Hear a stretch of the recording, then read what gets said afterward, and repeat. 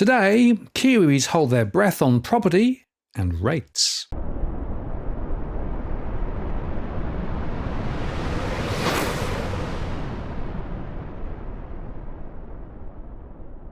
Hello again, it's Martin North from Digital Finance Analytics. Welcome to this post covering finance and property news. Today we're going across the ditch to look at New Zealand because we got the latest data from the REINZ for December 2024. And they said that the New Zealand property market experienced a relatively quiet month.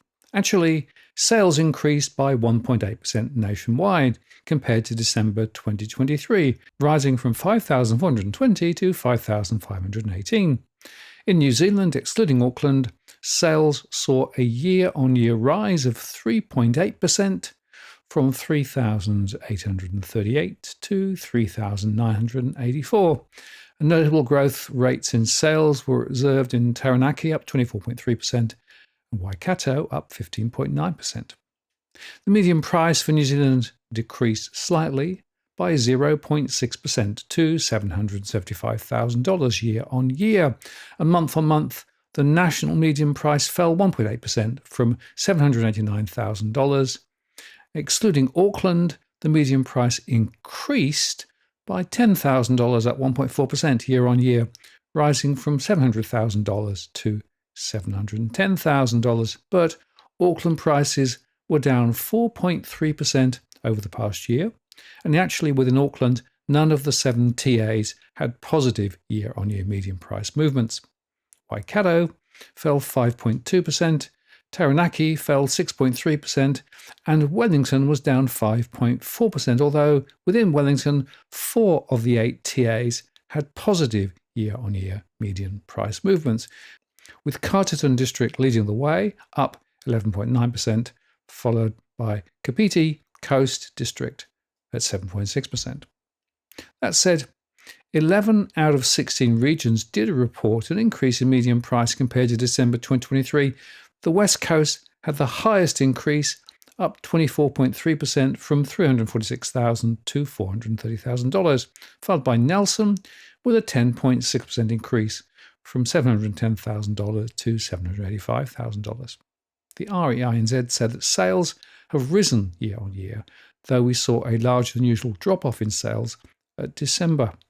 This suggests that December 2024 was impacted by the way the holidays fell, making it a shorter than usual December. With many people choosing to start the holidays early this year, buyers had ample stock to choose from, and many expected further interest rate reductions, so there was limited urgency in the market in December, they said. Local agents report that first home buyers and owner-occupiers dominate the market, in some areas benefiting from lower property prices and improving affordability.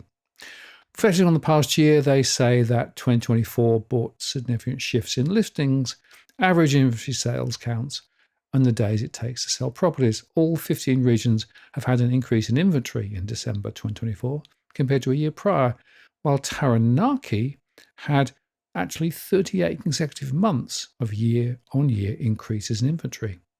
Overall, listings nationally decreased year-on-year by 1.3%, from 4,828 to 4,767.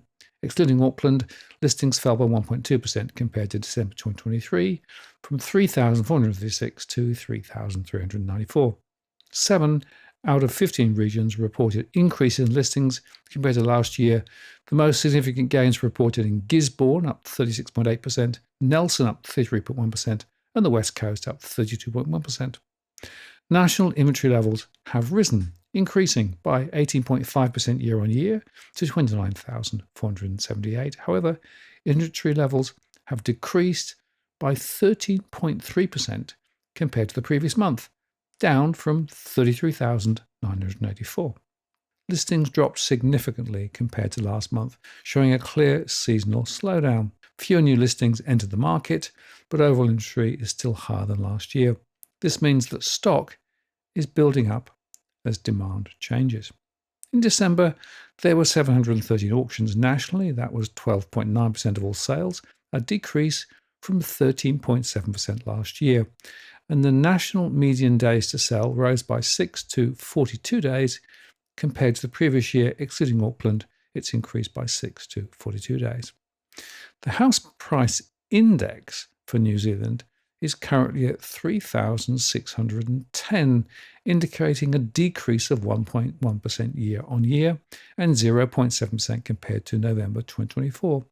Over the past 5 years, the average national growth rate for New Zealand's HPI has been around 4.4%. However, it is currently 15.6% lower than its peak back in 2021. In the meantime, we also got inflation data for the fourth quarter from the RBNZ. Annual inflation from the RBNZ sectorial inflation model eased to 3.1% in the fourth quarter. That's the lowest since the middle of 2021, while inflation from the RBNZ factor model fell to 2.3% in the fourth quarter, and that's the slowest and lowest since 2021 Q1. There were modest downward revisions, with a 0.1% shaved off the annual inflation reading from both the third quarter sectorial inflation model and the non-tradable sectorial factor model. Most of the downward impetus on core inflation has come from tradable prices. This has continued with core tradables inflation from the sector factor model easing to 0.2%. That's the lowest since 2015. But the annual core non-tradable inflation from the sectorial inflation model has only gradually eased to 4.6% in the fourth quarter, with third quarter estimates revised down to 4.7% from 4.8% previously. So this points to residual, but easing slowly, stickiness in core domestically generated inflation. And of course, it also begs the question of whether international pressures could start to impinge given recent exchange rate movements.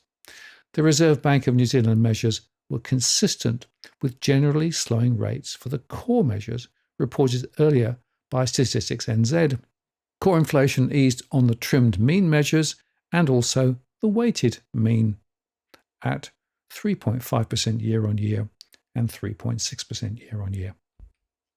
Annual inflation from the CPI excluding food, energy and fuels was 3% year on year and is cooling, as are a range of other exclusion-based measures. So overall, New Zealand looks to be evolving broadly in line with the Reserve Bank of New Zealand views. Spare capacity is building, and that'll further dampen core inflation. However, there is a lot that could happen this year, with the impact of external influence on New Zealand inflation particularly uncertain. Actually, ASB says that they expect annual CPI inflation to remain close to the inflation target midpoint, but to marginally push higher over 2025, moving to around 3.5% by the middle of 2025, before subsequently easing back. The pickup inflation now looks to be a little earlier than previously thought, but the soft economic backdrops should prevent another breakout above 3% annual inflation, they say. So, another 50 basis point official cash rate cut in February, 3.75% OCR, looks to be warranted as the Reserve Bank of New Zealand reduces pressure on the monetary policy brakes. And they also envisage a further 50 basis points of OCR cuts by the middle of 2025, taking it to official cash rate of 3.25%. And they go on to say that whether the Reserve Bank of New Zealand then needs to push the OCR below around the 3.25% neutral level or have the OCR move higher does remain to be seen, with monetary policy settings for 2025 and beyond still highly conditional on the very uncertain economic outlook. And of course, this uncertainty flows back directly into the property market. And despite the lower rates ahead, the broader uncertainties and financial pressures on many households are going to continue to hold the property market in a zone of uncertainty, especially given weaker demand as migration rates continue to ease. So there is no easy upside breakout on property prices here. I'm Martin North from Digital Finance Analytics. Many thanks for watching, and I'll see you again next time.